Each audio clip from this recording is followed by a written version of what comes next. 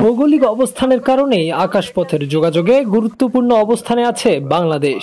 Asia অঞ্চলের aviation hub হবার সব রকমের সম্ভাবনা আছে দেশটির। বিশ্বের বিভিন্ন দেশের এয়ারলাইন্স এশিয়ার বিভিন্ন রুটে ফ্লাইট চালাতে ব্যবহার করছে বাংলাদেশের আকাশ।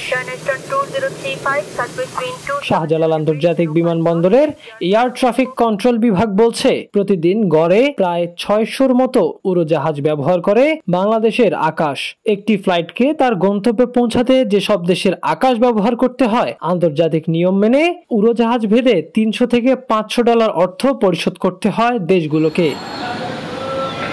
কিছুদিন আগেও বাংলাদেশের আকাশ ব্যবহার করা ফ্লাইটের তথ্য সরাসরি পেত না বাংলাদেশ। ঢাকা ও চট্টগ্রাম শহরের আকাশ সীমা ব্যবহার করা উড়োজাহাজ ছাড়া দেশের অন্য কোনো স্থানের আকাশ দিয়ে উড়ে যাওয়া ফ্লাইটগুলোর অবস্থান চিহ্নিত করতে পারত না বাংলাদেশ, কারণ প্রায় 40 বছরের পুরাতন একটি রাডার দিয়ে কাজ চালাতে হতো সিভিল এভিয়েশনকে।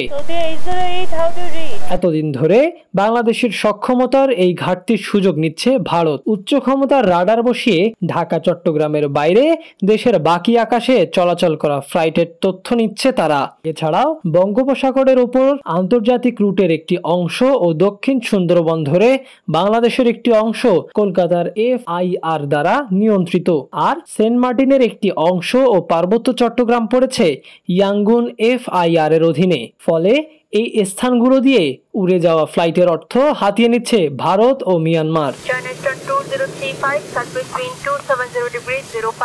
তবে সম্প্রতি ফ্রান্সের থ্যালাস কোম্পানির একটি অত্যাধুনিক রাডার বসানো হয়েছে শাহজালাল আন্তর্জাতিক বিমানবন্দরে। 2021 সালে 700 কোটি টাকা ব্যয়ে স্থাপিত এই রাডারটি ইতোমধ্যেই চালু হয়েছে। এছাড়াও শেষ পর্যায়ে আছে ATC টাওয়ারের নির্মাণের কাজ। সব কাজ পুরোপুরি শেষ হলে যেমন মিলবে দেশের আকাশ সীমা ব্যবহার করা সব বাণিজ্যিক বিমানের তথ্য, তেমনি সরাসরি কথা হবে পাইলটের সঙ্গেও। তবে যেহেতু এখনো দেশের আকাশ সীমার বড় একটি অংশ ভারত ও মিয়ানমারের রাডার দ্বারা নিয়ন্ত্রিত, তাই সবার আগে প্রতিবেশী দেশ দুটি থেকে তা উদ্ধার করতে হবে।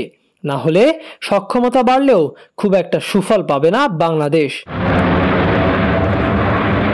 তাই দেশের আকাশপথ থেকে আয় বাড়াতে ও নিজস্ব রাডার দ্বারা নিয়ন্ত্রণ করতে FIR বা ফ্লাইট ইনফরমেশন রিজিয়নও বড় করতে হবে বাংলাদেশকে। এক্ষেত্রে এভিয়েশন বিশেষজ্ঞদের পরামর্শ হলো, প্রথমে কূটনৈতিক চ্যানেলে যোগাযোগ করে ভারত ও মিয়ানমারকে রাডার গুটিয়ে নিতে আহ্বান করতে হবে। তাতে কাজ না হলে আন্তর্জাতিক আদালতে করতে হবে মামলা, উদ্ধার করতে হবে দেশের আকাশ সীমা। যদিও এর আগে যোগাযোগ করা হলে মিয়ানমার মৌখিকভাবে রাডার গুটিয়ে নিতে সম্মতি দিয়েছিল, তবে ভারত কোনো জবাব দেয়নি।